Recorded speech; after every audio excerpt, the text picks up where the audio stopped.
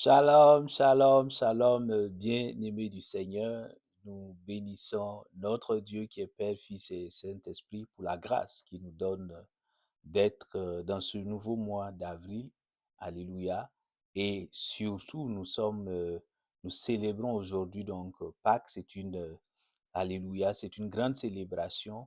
Et comme dit l'apôtre Paul, dit, ben, si Christ n'était pas ressuscité, notre foi serait vaine. Donc, euh, Pâques, véritablement, est extrêmement important donc, dans la vie d'un enfant de Dieu.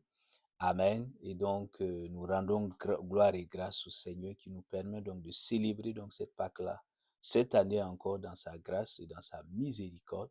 Donc, je voudrais prier pour commencer, mon frère, ma soeur. Je prie dans le nom de Jésus. Quand ce nouveau mois et qui tombe donc avec la célébration de Pâques, je prie que le Seigneur te donne la victoire sur tout combat spirituel, sur toute oppression de l'ennemi, oh, qui voulait te tenir captive dans une situation qui ne glorifiait pas Dieu.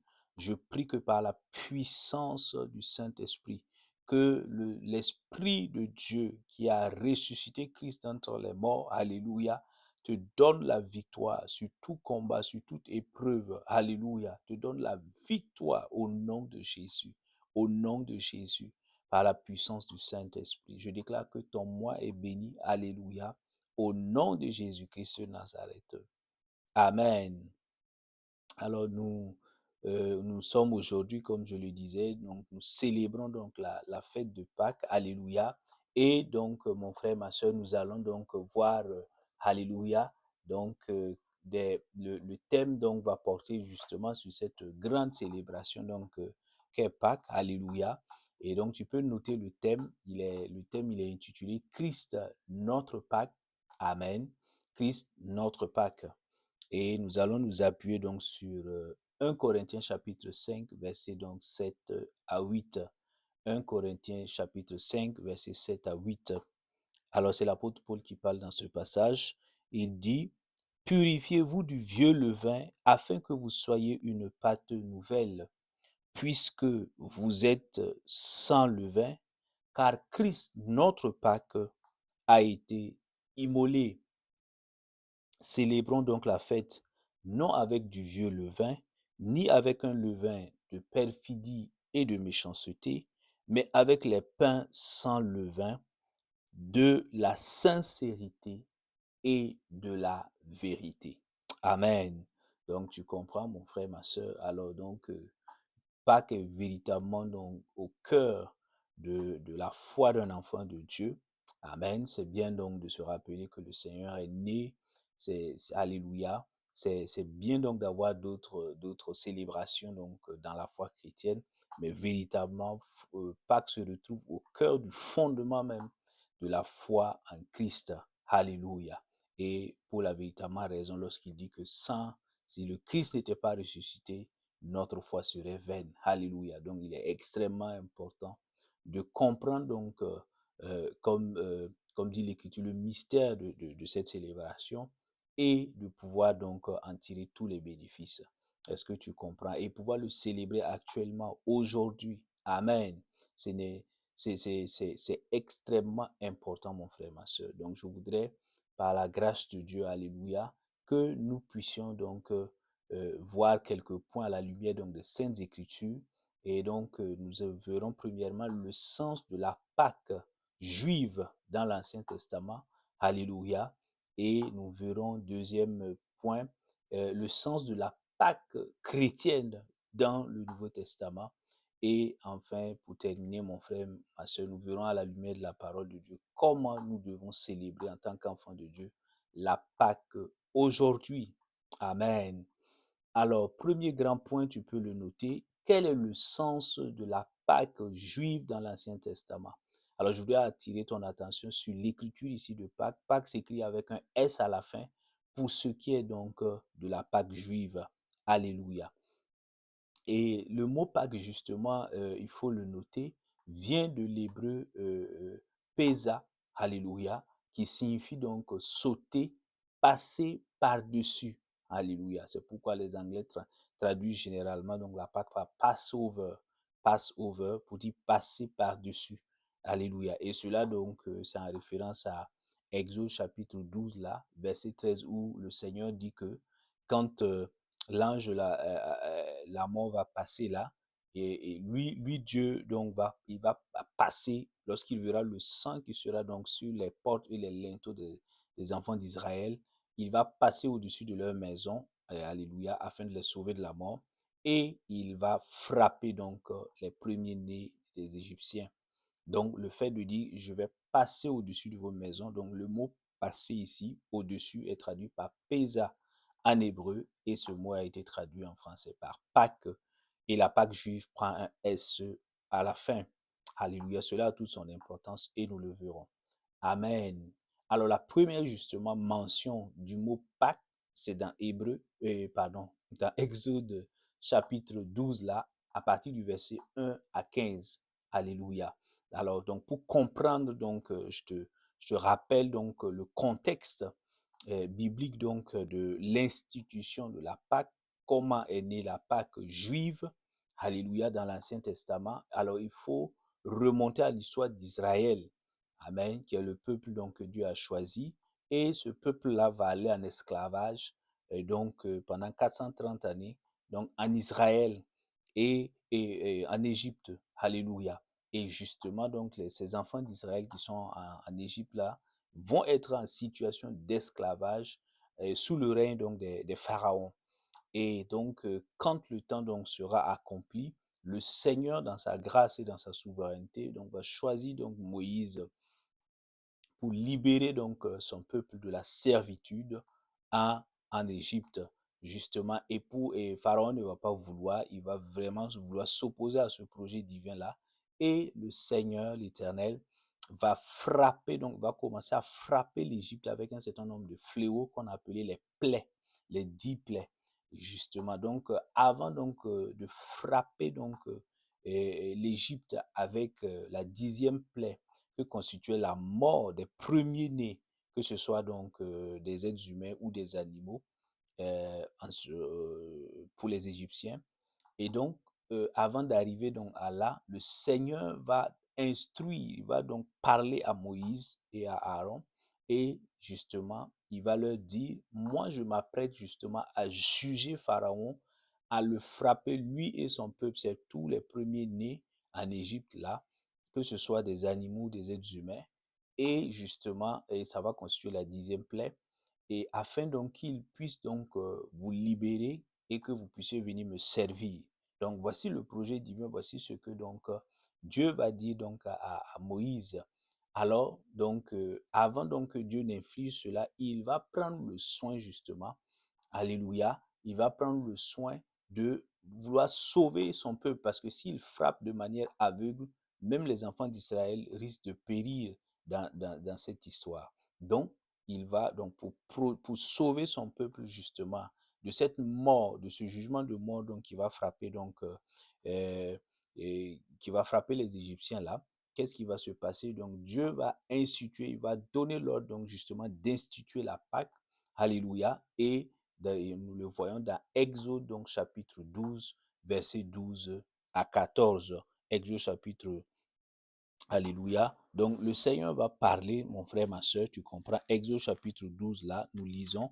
Exode chapitre 12, verset 12, donc à 14. Il dit, cette nuit-là, je parcourai le pays d'Égypte et je frapperai tous les premiers-nés du pays d'Égypte, depuis les hommes jusqu'au bétail, et j'exercerai des jugements contre tous les dieux de l'Égypte. Je suis l'Éternel. Alléluia. Donc, tu comprends, mon frère, ma soeur. Et le verset 13, là, il dit, le sang vous servira de signe sur les maisons où vous serez. Je verrai le sang, je passerai au-dessus. Alléluia. Tu entends, mon frère, ma soeur. Et il n'y aura pas sur vous de fléau destructeur quand je frapperai le pays. Ce jour sera pour vous un souvenir et vous le célébrerez comme une prescription perpétuelle dans chaque génération. Alléluia. Pendant 7 jours, vous mangerez des pains sans levain. Amen. Dès le premier jour, vous supprimerez le levain de vos maisons, car toute personne qui mangera du pain levé, du premier jour au 7e jour, sera retranchée d'Israël. Amen. Tu entends, c'était un peu long la lecture, mais c'était pour que tu comprennes. Donc ici, voici comment donc Dieu va ordonner l'institution donc de la Pâque. Alors, quels sont les deux éléments essentiels qui constituent la Pâque juive? Alors, il faut vraiment le retenir. Le premier élément, c'est d'abord la qualité de l'agneau qui a été sacrifié. Donc, Dieu va donner une instruction très claire dans Exode 12, verset 5 là. Il dit, bon, pour célébrer cette Pâque, vous allez prendre donc un agneau sans défaut, mâle, âgé d'un an. Alléluia. Donc, Dieu donne, il dit un agneau, il faudra un agneau mâle et sans défaut. Donc, qu'il soit mâle et sans défaut. Est-ce que tu vois? Et donc, ça, c'est déjà un aspect très, très important. Deuxième élément constitutif de la Pâque juive, là, nous le retrouvons dans Exode chapitre 12, là, verset 13. Il dit que ça concerne les effets du sacrifice. Le fait d'immoler l'agneau, ce que ça va produire comme conséquence. Donc, la première conséquence, le premier effet, ça va être de sauver Israël de la mort parce que Dieu a décidé, comme je le lisais tantôt dans Exode 12, 13, il dit, donc cela, il dit, je vais voir, lorsque je verrai le signe, le sang sur vos maisons là, je passerai au-dessus de vous, il n'y aura pas sur vous de fléau destructeur. Donc, autrement dit, il n'y aura pas la mort. Donc, le fait donc de sacrifier cet agneau-là, qui est sans défaut et qui est, alléluia, va produire d'abord, va permettre aux enfants d'Israël d'être sauvés de la mort qui va frapper donc l'Égypte. Alléluia. Et ça, c'est le premier effet. Le second effet donc de l'agneau qui va être sacrifié, c'est que cela va permettre de libérer Israël de l'esclavage, du joug de Pharaon. Alléluia. Et nous le voyons dans Exode chapitre 12, verset 31. Et là, il dit, dans la nuit même, le Pharaon appela Moïse et Aaron et leur dit, lèvez-vous, sortez au milieu de mon peuple, vous et les Israélites aussi. Allez, servez l'Éternel comme vous l'avez dit. Donc, tu vois, mais ça, c'est parce que justement, il y a eu l'agneau qui a été sacrifié. Amen.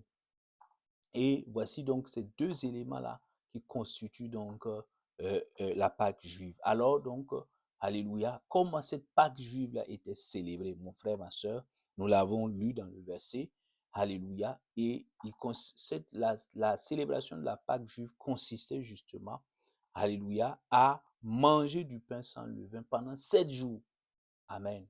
Pendant 7 jours, et nous le voyons dans Exode 12, 14 à 15, et justement, et à se reposer, à ne pas travailler durant ces jours-là.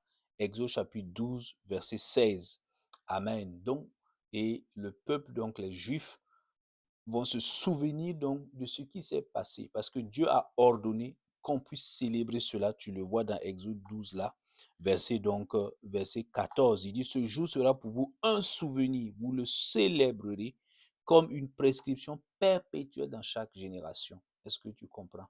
Donc, ils vont célébrer, ils vont prendre 7 jours. Alléluia. Donc, les mois sont donnés de chaque fois. Alléluia.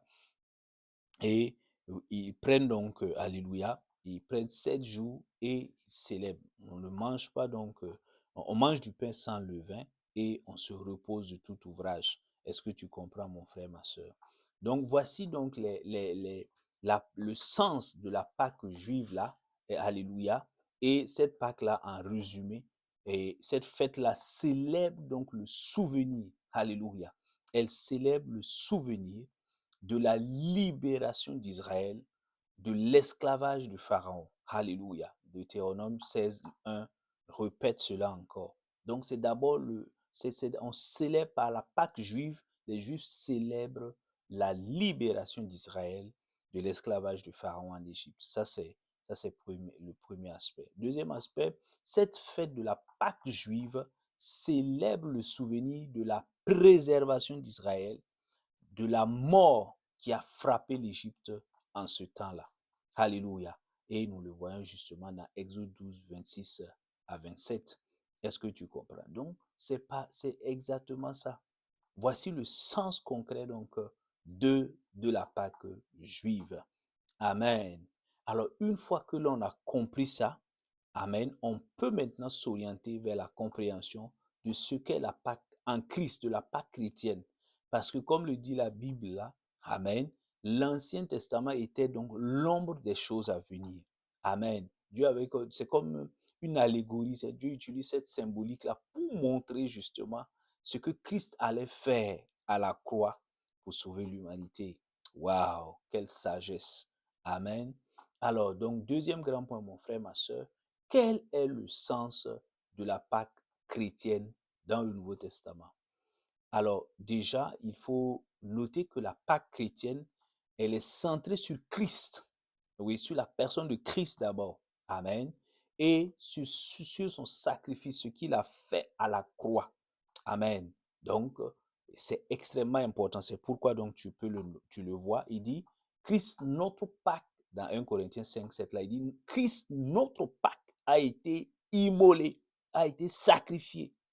Donc, tu vois. Donc, la Pâque chrétienne, à la différence de la Pâque juive, donc elle est centrée sur la personne de Christ et sur son œuvre. Ce que Christ a fait, sa mort, son ensevelissement et sa résurrection. Tu comprends? Sa crucifixion, son ensevelissement et sa résurrection. Tu comprends, mon frère, ma soeur? Donc, il est extrêmement important de le comprendre. Amen.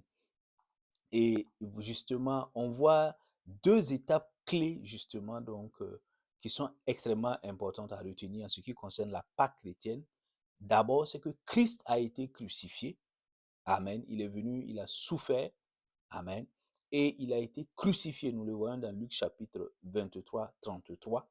N'allons pas le lire. Tu peux donc vérifier cela. Luc chapitre 23, 33. Alléluia. Christ est mort et a été enterré. Nous le voyons dans Luc chapitre 23, 53. Amen. Et Christ est ressuscité. Luc chapitre 24, mon ami. Alléluia. Nous lisons Luc chapitre donc 24 là. Amen. Verset donc 5 et Luc 24, 38 à 39. Nous allons lire ce dernier verset pour donc que tu comprennes. Alléluia. Donc Luc chapitre 24, tu comprends mon frère, ma soeur. Luc 24, 38 à 39. C'est le Seigneur Jésus-Christ qui parle. Il dit, d'abord il dit, tandis qu'il parlait de la sorte, lui-même, Jésus-Christ se présenta au milieu d'eux et leur dit, que la paix soit avec vous. Saisis de frayeur et de crainte, ils pensaient voir un esprit. Mais Jésus leur dit, pourquoi êtes-vous troublés et pourquoi ces raisonnements s'élèvent-ils dans vos cœurs? Voyez mes mains et mes pieds, c'est bien moi. Touchez-moi et voyez. Un esprit n'a ni chair ni os, comme vous voyez que j'en ai. Alléluia. Et en disant cela, il leur montra ses mains et ses pieds. Amen. Tu vois, mon frère, ma soeur. Donc, voici les éléments clés là, amen, de la Pâque chrétienne. Là, c'est la crucifixion. Christ a été crucifié à la croix du Calvaire. Donc, il est mort, alléluia, enterré, et il a été ressuscité le troisième jour. Amen. 3 jours plus tard, conformément aux prophéties. Cela avait déjà été prophétisé, donc, alléluia, depuis l'Ancien Testament. Est-ce que tu comprends? Et lui-même, Jésus dans les évangiles, Matthieu, Alléluia, Marc, etc., va toujours dire, il faut que le Fils de l'homme souffre, qu'il meure et qu'il ressuscite le troisième jour. Chaque fois, il allait reprendre ça dans les évangiles pour montrer. Mais à l'époque, en son temps, les apôtres ne comprenaient rien. C'est quand effectivement il a été crucifié, mort et ressuscité, qu'ils se sont souvenus que Christ donc avait déjà prophétisé sur sa mort et sa résurrection. Amen. Alors, quels sont les deux éléments fondamentaux de la Pâque chrétienne, de la Pâque chrétienne? Amen. Alors, il y en a deux. C'est également la qualité de l'agneau de Dieu, Jésus-Christ. Alléluia. Jésus, amen. Au lieu de contrairement à la Pâque juive où il s'agissait d'un animal, alléluia, un animal ici, un agneau animal. Ici, c'est l'agneau de Dieu qui est la personne de Jésus-Christ.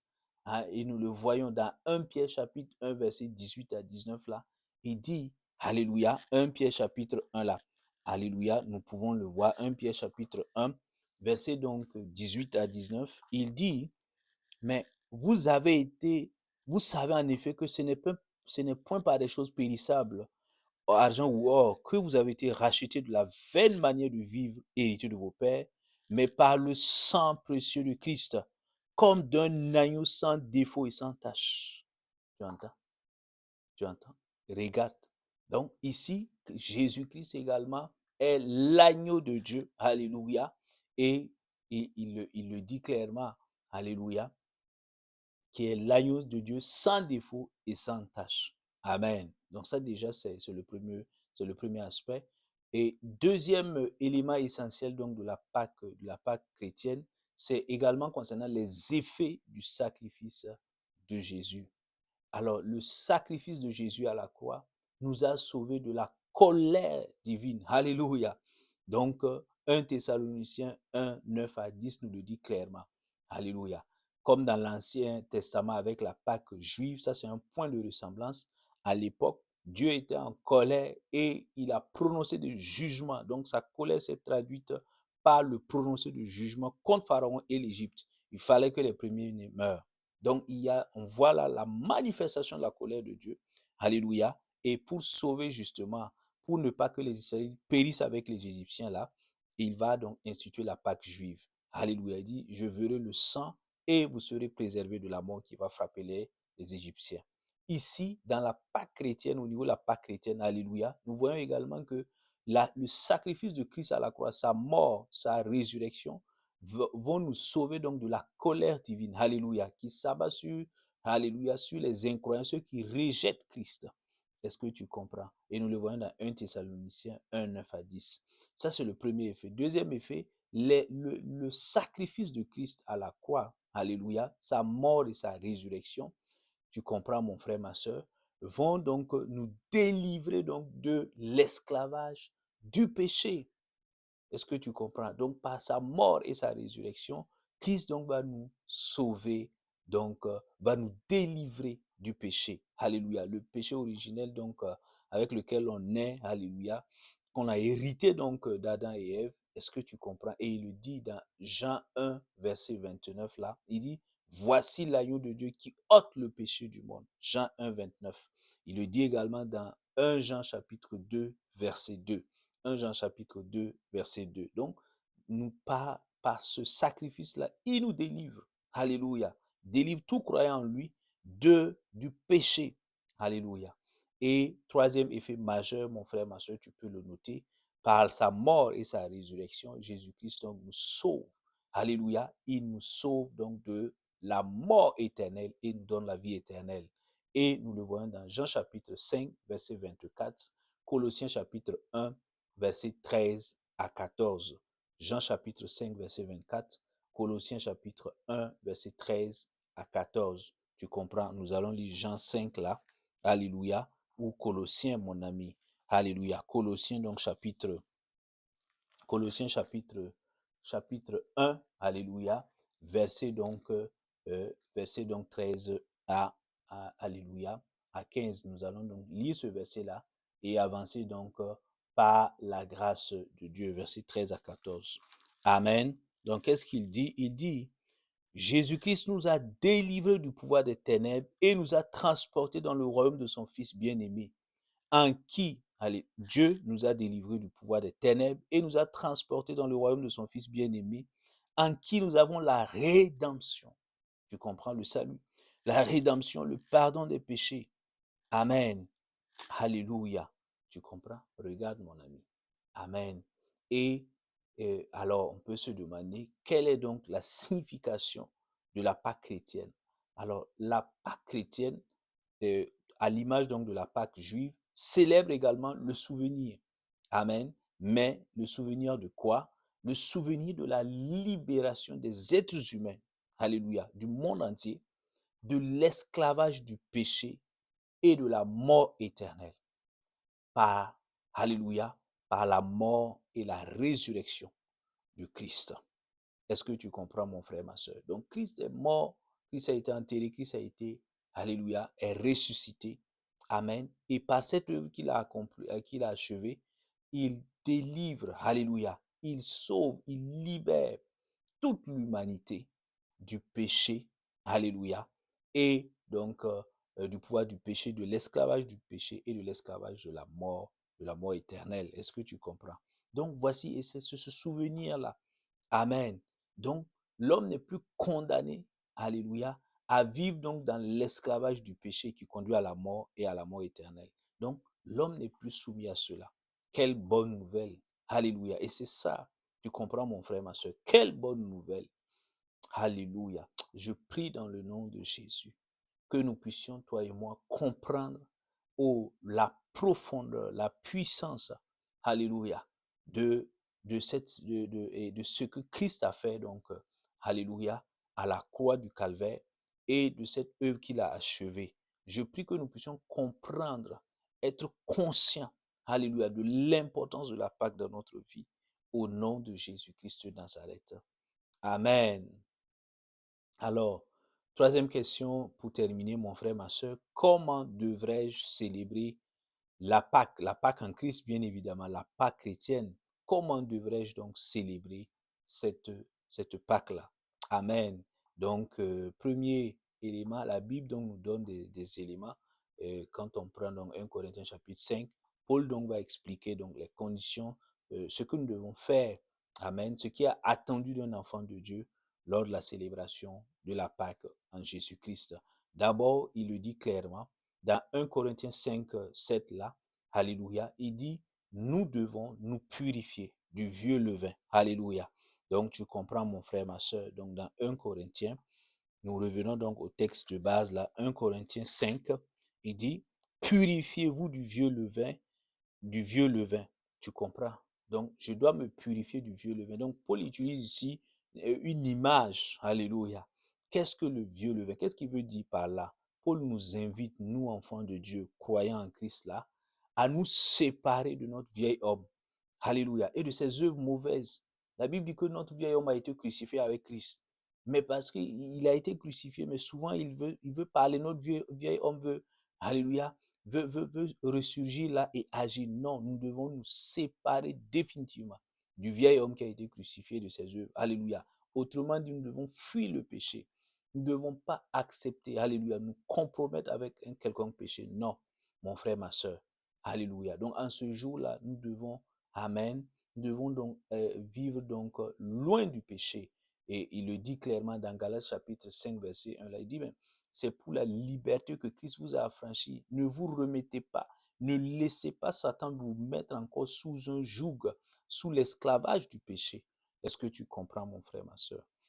Donc, en ce jour-là, toi et moi, nous devons veiller sur nos cœurs afin justement de nous éloigner de toute forme donc, de péché et de toute forme de tentation au nom de Jésus. Amen. Et, et deuxième élément, mon frère, ma soeur, Paul continue en nous exhortant. Il dit, ben, pour fêter, pour célébrer la Pâque chrétienne, nous devons, toi et moi, être une Pâque nouvelle. Alléluia. Nous ne sommes pas, il faut donc nous débarrasser donc du vieux levain et être une Pâque nouvelle. Il le dit, purifiez-vous du vieux levain, afin que vous soyez une Pâque nouvelle, puisque vous êtes sans levain, car Christ, notre Pâque, a été immolé. Qu'est-ce que ça signifie être une Pâque nouvelle? Alléluia. C'est revêtir l'homme nouveau. Amen.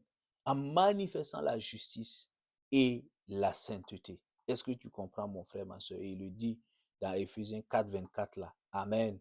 1 Corinthiens 5, 7, Éphésiens 4, 24. Nous devons revêtir l'homme nouveau parce que nous sommes en Christ. Alléluia. Et en Christ, nous sommes devenus une nouvelle création. 2 Corinthiens 5, 17, il dit, si quelqu'un est en Christ, il est devenu une nouvelle création, une nouvelle créature qui marche dans la sainteté, qui marche dans la justice, dans la droiture, dans l'intégrité. Est-ce que tu comprends, mon frère, ma soeur? Donc, nous devons célébrer Pâques. Alléluia. Avec ces dispositions de cœur-là, marchant dans la sainteté. Alléluia. Pas question de se souiller. Pas question donc, alléluia, d'être dans des impuretés, dans la débauche. Non, mon frère, ma soeur. Amen. Et dans la justice, dans la droiture, dans l'intégrité. Est-ce que tu comprends? Et Paul continue, alléluia. Et la parole de Dieu donc continue à nous exhorter. Comment devons-nous donc célébrer Pâques? Troisième point, Alléluia. Troisième recommandation, c'est que toi et moi, nous devons marcher dans la sincérité et dans la vérité. Amen. 1 Corinthiens chapitre 5, verset 8.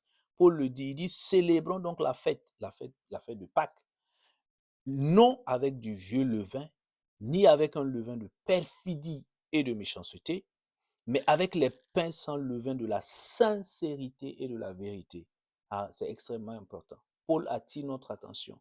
Mon frère, ma soeur, nous ne pouvons pas dire Alléluia, Christ est ressuscité, il est vivant, bonne fête de Pâques. Et nous sommes dans le faux. Non. Et nous sommes dans l'hypocrisie. Non. Et nous sommes dans la méchanceté. Non. Et nous sommes donc dans l'envie, dans la jalousie, dans les querelles, dans les disputes, dans la rancune. Non. Il dit, nous devons fêter Pâques avec des cœurs sincères et avec des cœurs vrais. Waouh! Tu entends? Donc nous devons nous débarrasser de tout ce qui est mensonge, de tout ce qui est, alléluia, contraire à la vérité, tout ce qui est contraire à la lumière.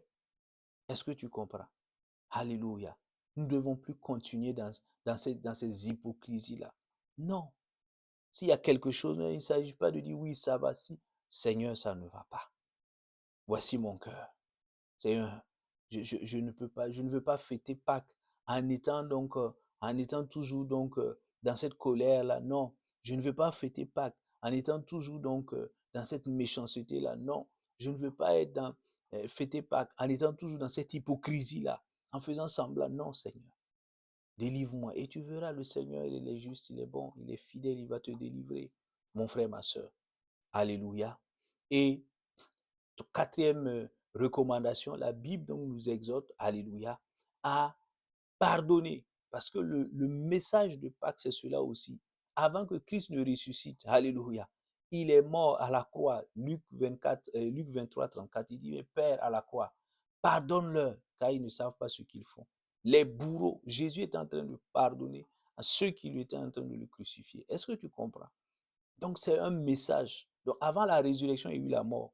Et pendant la mort, Christ a pardonné ceux qui étaient en train de lui faire du mal. Est-ce que tu comprends? Donc, nous ne pouvons pas célébrer la Pâque avec des cœurs remplis de rancune, d'amertume contre des gens. Non. Les gens ont beau, c'est vrai, nous ont offensés, mon frère, ma soeur, mais nous devons pardonner. C'est ça aussi le message de Pâques. Amen. Qui t'a offensé, mon frère? Est-ce ton père, ta mère, ton frère? Qui? Ton époux, ton enfant? Peu importe la personne. Alléluia. Demande la grâce de Dieu de pardonner. Alléluia. Et la Bible dit justement dans cette continuité de pardon-là que nous devons prier et agir pour la réconciliation et la restauration. Amen. Romains chapitre 5. Amen. Romains chapitre 5. Verset 10 là. Alléluia. Romains chapitre 5, verset 10. Qu'est-ce qu'il dit? Il dit, mon ami, Alléluia. Romains chapitre 5, verset 10. Il dit, car si lorsque nous étions ennemis, nous avons été réconciliés avec Dieu par la mort de son Fils Jésus, à bien plus forte raison, étant réconciliés, serons-nous sauvés par la vie de Jésus. Alléluia. Tu entends? Tu entends, mon frère, ma soeur? Donc, Pâques, c'est ça.